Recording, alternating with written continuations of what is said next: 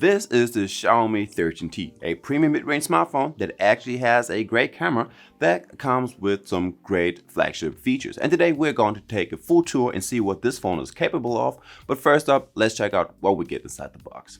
So besides of course the fresh Xiaomi 13T smartphone, we get a standard white 67 watts charging brick. You get the usual USB cable, some paper stuff, and we actually get a silicone case as well, which I always really love to see when I get a new smartphone. It definitely keeps it safe for the first couple of days until you get another one.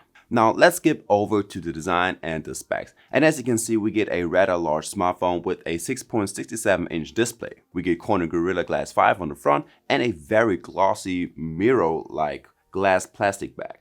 Now, as you can see on the top right corner, we get that huge Leica camera, which sits on an extra element, but we'll get to that later on in the video. On the bottom, we of course get the Xiaomi logo, and if we take a look at it from the side, you can see that the back curves around towards the plastic metallic looking frame.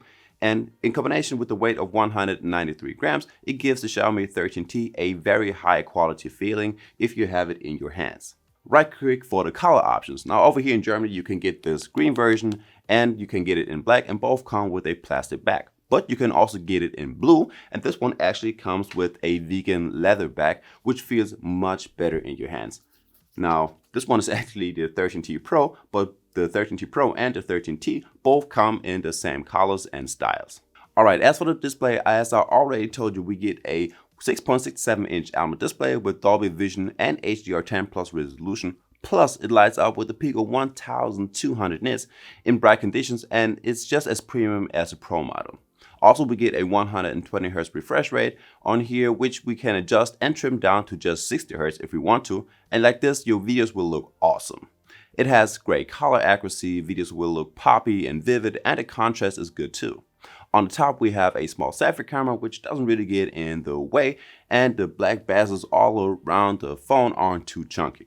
By the way, if you play games, you even get a display refresh rate of 144 Hz. As for the audio, the Xiaomi 13T has a stereo speaker setup with Dolby Atmos support. Now the speaker have very good loudness and very good quality, so here goes a quick example. The Apple Watch Series 9, which is great as well, but which one is actually better? So like always with Dolby Atmos, you get a few presets for sound settings, but you can also go ahead and customize this one yourself and play around with the equalizers. As for the battery, we get a big 5000 mAh battery cramped inside of the Xiaomi 13T, which definitely lasts a while. In my test, I got about 7 to 8 hours of on-screen time out of it, with lots of camera play, and I was playing games and all of that. If you don't need as much, you can certainly get a weekend of battery life out of it. We have a decent 67 watts charging brick that comes with it, so it doesn't take too many hours to fully charge it, but there's no wireless charging on here, which you do find in a lot of other smartphones these days, especially in the price range of 650 euros. Now up to the software. So on this one, we got Android 13 with MiUi 14, and it now has a much more Android feeling to it. You can drag down your notifications panel. From the top, you get to the Google Discover feed if you swipe over to the right, and up takes you to all of your applications. What I also really like are the different always on display modes. There are quite a few that you can choose from, but you also get some cool notifications effects on the sides of the phone, and you can change the color of them as well. Like always, you get a lot of different wallpapers on here by default, which I really like, but I don't like all the crappy apps that you get on here by default, like really a lot of games, Booking.com, Facebook, Disney Plus, and others, but you can quickly get rid of them. One of the coolest things is that you get a full 5 years of security updates and 4 years of OS updates. Like this, you can get all the way to 27 and don't have to buy a new smartphone if you don't break this one. Also, the built-in fingerprint sensor actually works great and is snappy as well. If you do have some greasy fingers and sweaty fingers, you still got that face unlock, which works great as well. Now, if we take a peek in the storage settings, you can see I got the bigger 256 gig version, and about 14 gigs are occupied by the system, which is pretty much normal, but we cannot expand the storage with an extra micro SD card. Next, we get over to the performance and the gaming, and that's where we have the biggest difference to the Xiaomi 13T Pro. We got the MediaTek Dimensity 8200 Ultra, which is still doing a very good job. In my time playing Genshin Impact, I didn't feel any lags and the frame rate stayed consistent throughout my gaming session. Okay, after an hour you get a lag or two here and there, but that's already it. You can definitely play games on here without a doubt. You even get a game mode with which you can take screenshots or screen record. You can toggle on the D&D mode or put the phone in a high performance mode to get the maximum out of this phone. Also, in your everyday usage, you won't find any issues in the performance. You can work on multiple apps, open up apps fast, and do whatever you want and still have a very smooth experience. Alright, let's get over to the camera, which is actually the main piece of the smartphone. So you got 4 cameras in total. So the 24mm is a 50 megapixel shooter with optical image stabilization. The 50mm also takes pictures with 50 megapixel. And just the ultra wide angle lens takes pictures with 12 megapixel.